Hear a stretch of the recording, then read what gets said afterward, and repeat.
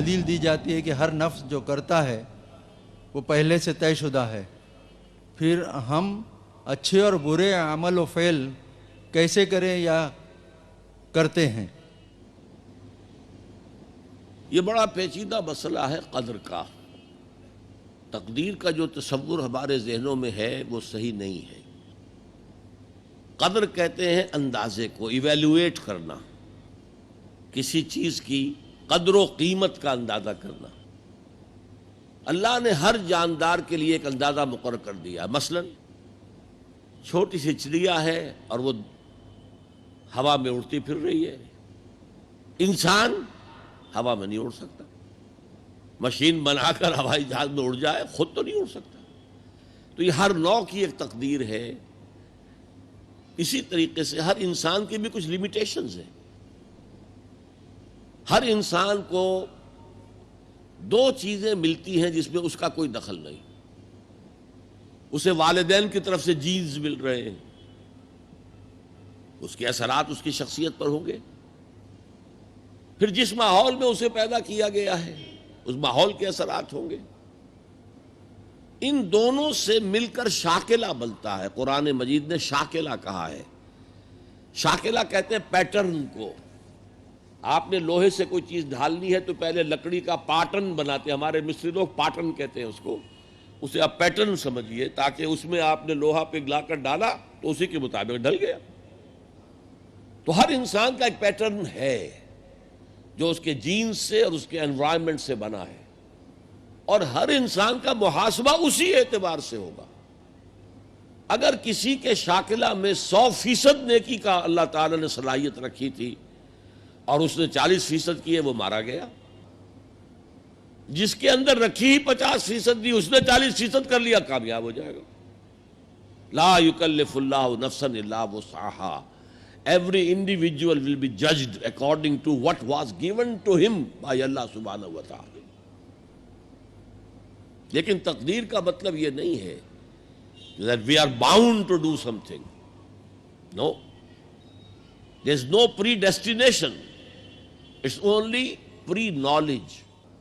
اللہ نے مجھے اختیار دیا، چاہے یہ کرو چاہے وہ کرو، اما شاکرا و اما کفورا، فمن شاء فلیؤمن ومن شاء فلیکفر۔ جو چاہے ایمان لائے، جو چاہے کفر کا اختیار کر لے۔ لیکن اللہ کو معلوم ہے کہ تم کیا کرو گے۔ یہ پری نالج ہے اللہ کا، پری ڈیسٹینیشن نہیں ہے۔ اللہ نے مجبور نہیں کیا ہے۔ ہاں، وہ لمیٹیشن جو آپ کی شخصیت کے اندر ہے وہ اپنی جگہ ہے، لیکن نیکی اور بدی، خیر اور شر، حق و باطل کا چوائس آپ کو دیا ہے، اما شاکرا و اما کفورا۔ اور فمن شاء فلیؤمن ومن شاء فلیکفر۔ This free will is with you and you will be adjudged on the basis of this free will۔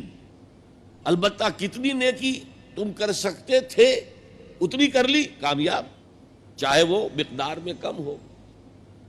اب جب غزوہ تبوک کے موقع پر حضور نے مسلمانوں سے کہا یہ جیش العسرہ ہے، ساز و سامان چاہیے، اب لاؤ پیسے پیش کرو، حضرت ابوبکر نے اپنا سارا اثاثہ لا کر رکھ دیا۔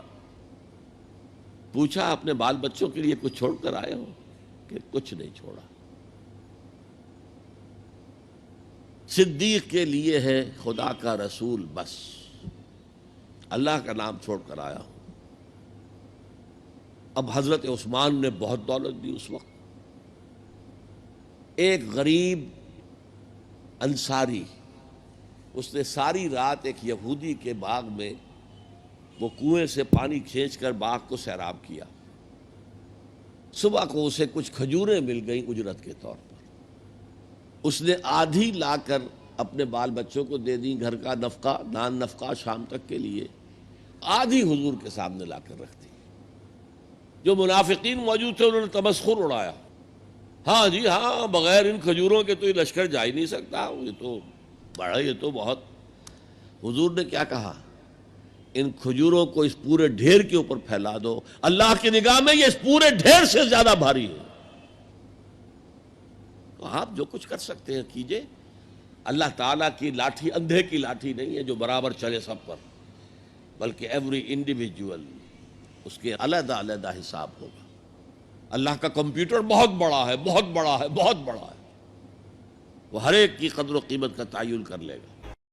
دین کی بات پھیلانا صدقہ جاریہ ہے. ثواب کی نیت سے ویڈیو کو شیئر ضرور کیجیے. جزاک اللہ.